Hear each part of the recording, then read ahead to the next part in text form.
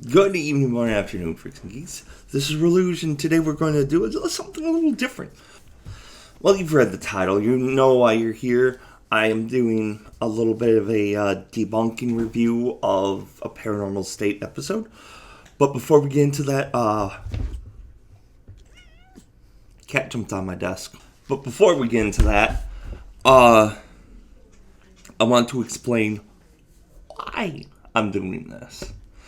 And why I want to continuously do this kind of thing. Now, you see, I am a firm believer of the paranormal. Gathering evidence to prove that the paranormal exists is a big fascination of mine. So, with that being said, you always have to take anything that's related to the paranormal with a grain of salt. I've stated before in my personal stories that the paranormal could be anything. From misidentification to faking it to even hallucinations. So as an investigator, you have to sort out what is real from what is just not imagined, but imagined, hallucinated, made up, that kind of deal. So, with doing a little bit of digging on Paranormal State when it was new, I found out that they actually do a psych evaluation on their clients to make sure that they're not having a schizophrenic episode or seeing things. But I think for a couple episodes they needed to do a little bit more. And a little furthermore about these investigation shows. There's something that I know that is kind of obvious knowledge. When you go to a place to investigate, it is smart to research the place that you're going to go. So, with that being said, let's jump into the most controversial episode that I could find of Paranormal State, The Messenger. Now, usual review format, do it from beginning to end. But with debunking, I want to start off with saying she knew about the spirit named Bill. There is a history to some of the former owners of this house. One of the former owners was named Bill Wells. There was an accident. Bill was pronounced dead. Somehow the driver, Jim. That's who he's asking, because it would sound like Jim. With doing a little bit of research, it turns out that Bill is a very well-known person in their community. Along with his friend, Jim. And with a little research, I discovered that the car crash that took Bill's life was known. Not only was it known, but it happened recently on the recording of the episode. Kelly knew it was Bill. She knew that the friendly presence was Bill. What she called out to Paranormal State for help was the dark entity that was in her house. So this shadow figure has been moving things in your kitchen? Yes. This is also where he threw a canister off the counter onto the floor. You saw this? Yes, We saw it. we both saw it. Here. And with a little bit of digging, they would have known about the car accident.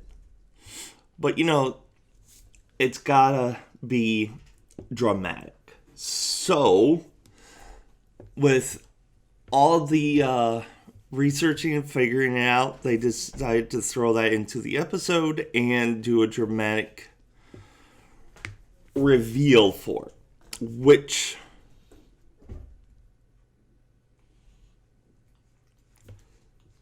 they had, the police station and the community had asked them not to publicize the pictures because it was more grotesque than the community knew. And unlike Paranormal State, I'm going to respect that and not show the pictures. Archive files. Down towards town, they came around the curve, and instead of making it, they went straight off. When I checked Bill's pulse that night, there was none. He was dead. But with that being said, I think it was a little underhanded of them to be like, okay, yeah, we understand, we won't show the pictures, and then really go and show the pictures anyway. Even to the point where they're like, oh, so that blood spot on that was where Bill's head laid. So they really wanted to dramatize it. So with true, investigative fashion, they went and did a walkthrough of the house to get the information of, the rooms, where the haunting's been, and all that. And even initially watching this with fresh eyes, my main huge question was, why is no one talking about that freaking sarcophagus at the back of the hall? Well, yeah, did that once hold a mummy? Is it like a recreation of a sarcophagus? If you're experiencing a dark entity, I wonder, and you're experiencing in the bathroom, it might be connected to the sarcophagus. The last night that I cleaned it at night, the door slammed shut and I just couldn't get out fast enough. And it was terrifying. This is more of a case for that haunted museum. More on that in another episode. So the investigation already failed with them not asking about that sarcophagus. If it once held a mummy, or still currently hold a mummy, that's easily where the dark entity could be coming from. Also, they mentioned that this entity's capable of bending sturdy pots and pans and throwing them around, yet they don't have a camera in the kitchen. They even mentions we hear sounds in the kitchen. Oh, well, let's just fucking ignore that and just continue our pseudo investigation in the living room. Is there anyone out there? Because I was hearing movement in the kitchen. Negative on that. We're getting movement in the kitchen again. If your name is Bill Wells, you have every opportunity to communicate with us. Do so now. Because, it's got all the chairs. If you look closely, you can tell what the people are thinking just by the reactions of their face. While Ryan's interviewing Riley about the ghost, when she says that he says Chim, Viola is trying to make it sound further away from Jim than what she's doing. And what he was saying, because it would sound like chim, Chim? chim. Chim. But it's in a whisper, so it was hard to understand. And When did this happen? Apparently, she did know that he was trying to say Jim. And the producers wanted to do the whole, like, dramatic reveal, which I personally understand, because they're a TV show. They gotta make this entertaining and interesting, regardless of the data that they find or not find. But while we're on the subject of the interviews, something I noticed that they keep doing. They would have, like, a pre-interview of, like, the actual investigation and a second day interview. It is evident that they do it different days, because you can tell with their clothes that they wear that they've changed a new outfit for the second day.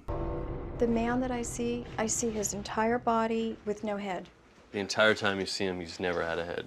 No head. He's never had a head. At first, I thought it was her imagination, and I started seeing the canister fly, and I've seen some dark shadows out of the corner of my eyes. I knew that. There is a history to some of the former owners of this house. One of the former owners was named Bill Wells. There was an accident. Bill was pronounced dead. Somehow the driver, Jim.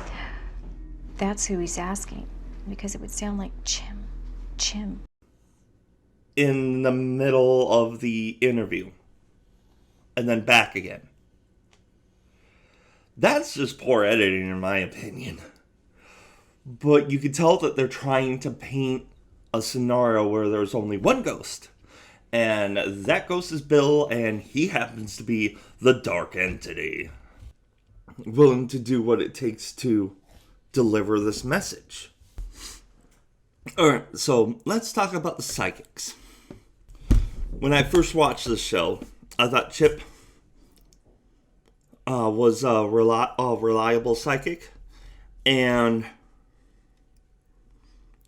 Miss Bellinger was a little off her rocker, because I watched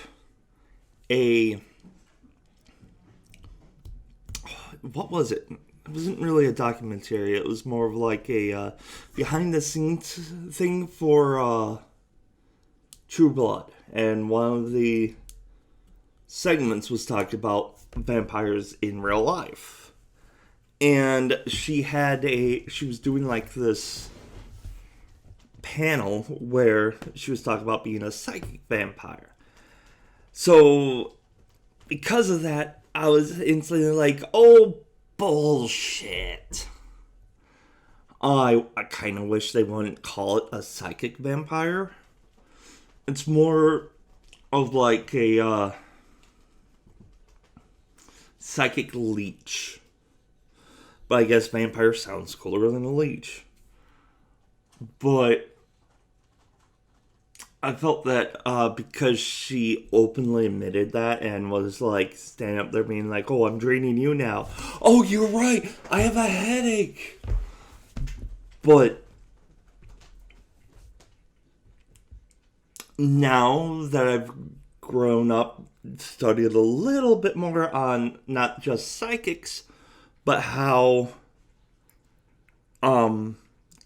investigations are handled.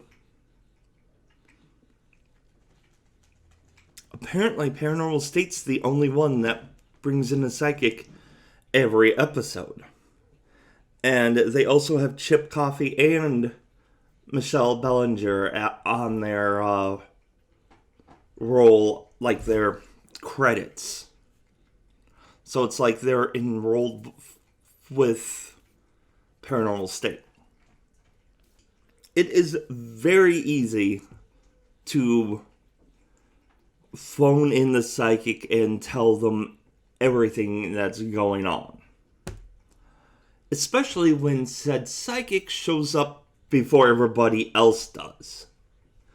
Which is what Riley claims that happened. I have no visual proof of it, but she also mentioned that the producer showed up too, and they had a conversation with her about acting like they're like discovering that her ghost is Bill, and he's looking for Jim. When she already knew, like, the whole accident happened. So, when Chip comes in, of course they gotta do, like, have I told you about this case? No, of course not, even though you're, like, my best friend and I'm being paid to be here. No, you've totally haven't told me that. So, have I told you anything about this case? You've told me nothing about this case. Oh, psychic powers are working! What is this room? Is this just like a guest room? Yep. I would not stay in this room. You said you saw walking over there, right? Walking this direction and back. And so it goes up and down this little Yes. corner, this little alley? Yes. There's something in this house that keeps touching me. I'm sorry. It's like I'm feeling the energy on the back of my neck and my hair. The only thing when I focus in on that, and I don't know the validity of what I'm about to tell you, but I'm either getting an M or a W. And there's apparently a point where there was like a person that walked by the window. Don't actually see him walking past the window. So it's like them having a cameraman walk past the window was kind of a moot point, but easily faked. But another thing that bugs me about Chip throughout like the entirety of the series is his overreaction to discovering things. And what is up with psychics and being like, oh, I'm getting a name, I'm getting like a W or an M, or yeah, I'm maybe a B. His name is Bill. It's like dramaticness. Yeah, I get it, but if a spirit's like talking directly to you, like, hey, hi, Chip, how you doing? My name's Bill. I'm trying to get contact of Jim, so can you please just tell him that I'm okay and I don't blame him at all? I'm getting a W. No, my name's Bill. A W or an M? Where are you getting this from? Wait, his name is Bill. William? Sure, we'll go with that. But they call me Bill. And again, even the psychic doesn't question, hey, there's a sarcophagus here. That's usually known to hold the body of a mummy. Is there currently a mummy in that?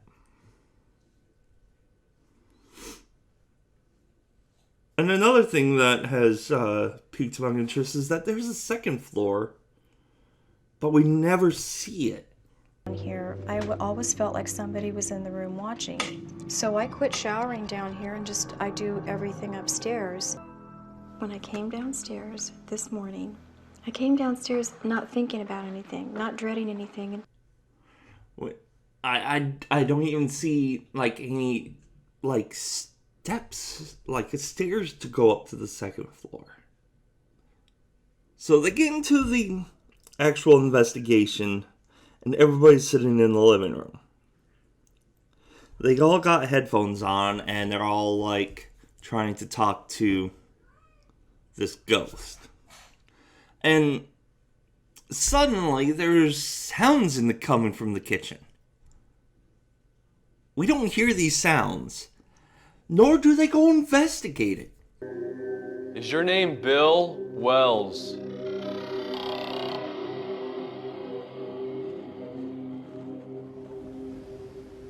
You heard that too, right? Mm-hmm. Is there anyone out there? Because I was hearing movement in the kitchen. Negative on that. we're getting movement in the kitchen again. They were just like, hey, headquarters, do you see anything in the kitchen? No, nothing's in the kitchen. Okay, then we're just not going to go look. Personally, I'd rather see this kind of stuff with my own eyes. Like, go in the kitchen, it's like, okay, there's sounds here, let's try to, like, identify it. Let's see where it's coming from. Let's see if it's a ghost or if it's just, like, the house settling or vibrations shaking, like the pots and the pans. But no, they're just like, oh, okay, that's weird. And then Ryan picks up, like, a on the radio, which everybody apparently was trying to tell Ryan that it was just interference. It wasn't like someone trying to talk to him at all. And while all this is happening, Chip actually senses that someone's moving past them and into the hallway. And they fucking catch one of the most compelling pieces of evidence I have seen on their entire show. And you have a message. Whoa.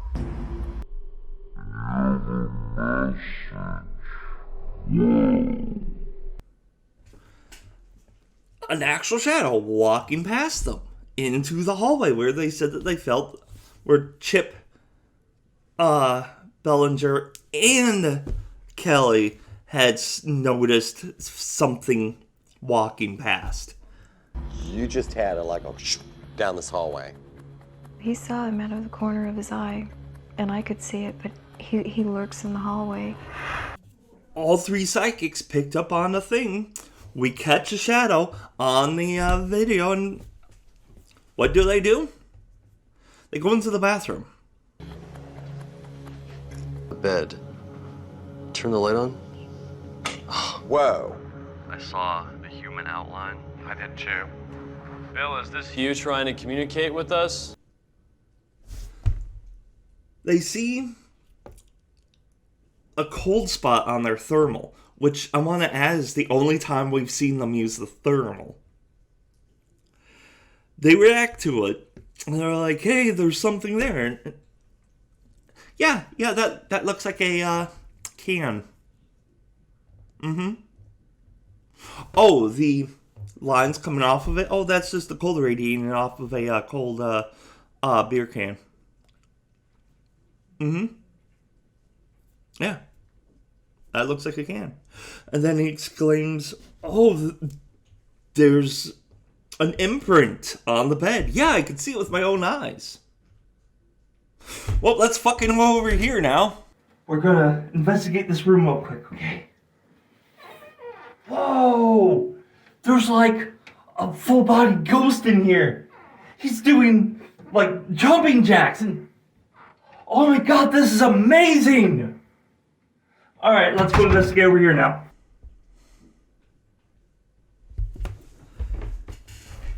We don't see the imprint of the person. They don't stay to try to communicate with the spirit. They don't investigate at all. My desk is shaking because I am so pissed off with this part of the show. They actually catch evidence of a ghost, and they basically just throw it out the window. They want to focus on their own evidence of, like, the cold can on the bed, but they don't press that matter further. And later when they check their evidence, he only focuses on the fact that there's no that he caught. You gotta listen and tell me when you hear it. It should be about the right time. You've got our attention. Now keep our attention. And it really affirmed that I was hearing something. And that's when you got the distortion. Then you have at least a phenomenon. You have a phenomenon. It's not the phenomenon we want, but it's another one. But you've recorded something. And everybody kept telling him it's just interference. He'd rather investigate fake evidence over the real evidence. I mean, if they want to go like the route of like, oh, it's shocking, the fact that they caught a shadow walking through the house is shocking because it was really there. And I know they didn't fake it because they didn't bring it up. There's no way that could have been a shadow of anybody because it was dark. And no one was moving, except for maybe a cameraman. But the way things were, there was nothing shining that would allow a shadow to look like it's walking into the hallway. And again, yeah, it could have been faked after filming, like the post. But it seems that it was really there because, like I said, they fabricated their own evidence and focused on that. They caught real evidence and didn't focus on that. So I feel that actually did happen. And again, it went to the hallway where the goddamn sarcophagus is. No one puts this together. In the response of Bellinger leaving halfway through the investigation, we can actually see evidence of it. When I seen this video back when it was new, I was wondering why suddenly she wasn't there. So what's your message? Do you want us to contact Jim? You can speak, and you know you can. You've spoken to me enough here. I think that what needs to be done now is you reclaiming your house with all your energy in you. Did she just go in? She's down at the end of the hallway. I was like, so did she just give up on their bullshit and left? And yeah, she did. Apparently, after the shadow, they're getting a whole load of nothing. And to try to dramatize the episode, Chip tried to insinuate something with Kelly. I don't feel right discussing exactly what it was. However, it pissed off Bellinger. And allegedly she went off on Chip, yelling at him that Kelly is more of a psychic than he is. And she got so heated about his bullshit and just left. And so they cut that entire interaction out of the show, which I have to say is the best decision that the producers made for that episode. At the end, they told Kelly that she has to demand that the spirit leaves her house and that it's her space. They had her try to take back her house by telling the dark entity that it's not welcome there. They wanted her to address Bill, but she didn't want to kick Bill out of the house. She wanted to kick the dark entity out. And they all multiple interviews online and whatnot that the problem was not solved. I mean, sure, they got the message to Jim about Bill not blaming him, but That's not what she was really looking for. What she needed was help getting rid of this dark entity. So she called the producers and be like, hey, my problem didn't get solved. Will you guys come and try again? They declined her. Even though I think she needs to revisit and maybe even doing a full investigation with the sarcophagus. See if that is the cause, and if it is, seeing what she wants to do with it. Because if it's attached to the sarcophagus, remove it from the house would be a good idea. Maybe even taking it to a museum. So it wouldn't be their problem. Hey, Zach Bagans, would you like the sarcophagus? So,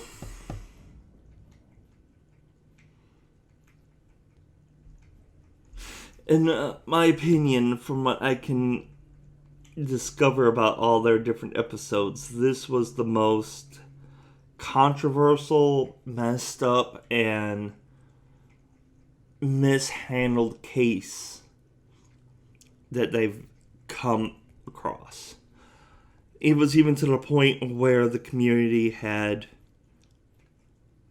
I don't want to say filed legal actions, but they made it so that A&E can't air the episode.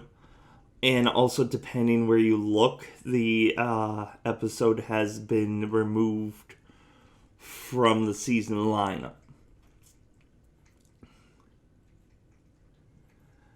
And personally, I do think that they've approached everything during this case in the wrong direction. Faking evidence, focusing on faked evidence, releasing photograph of photos that was requested for them not to show, accusing the client of not really doing something, but something happening to her, which ultimately pissed her off. You really do not want to upset your clients.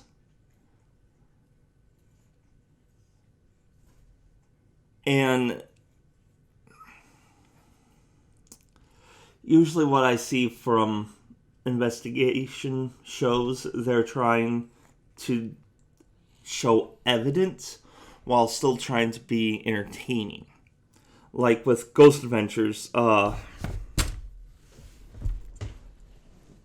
this point in time, with like so many years that they've been doing this, Aaron still does a huge overreaction of like hearing evidence and whatnot. I think I find it to be quite comical at this point. But I have a feeling they do dramatize their reactions so, like, for the show. And that is another can of worms that I'm going to open later on because, like I said, just like, I believe in the paranormal. I want there to be evidence of the paranormal. However, fake evidence does nothing good for your cause. It just makes, like, one bad egg spoils the bunch. So, when you've been proven to be faking evidence, example, putting a cold beer can to get a cold reading,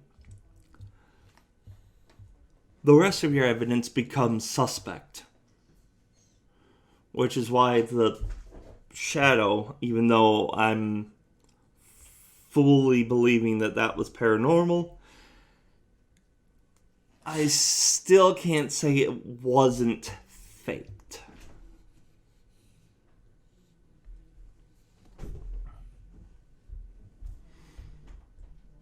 And it's all because I know they fake their evidence. So,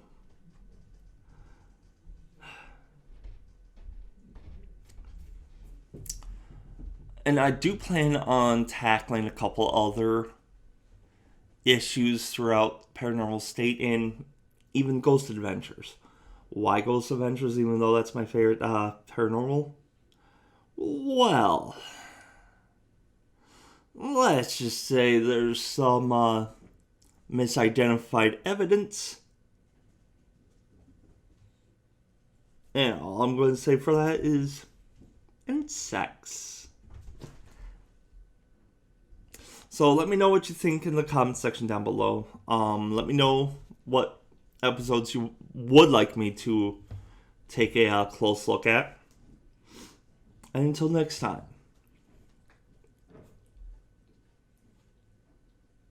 There was going to be a word, I can't think of it. Stay open-minded.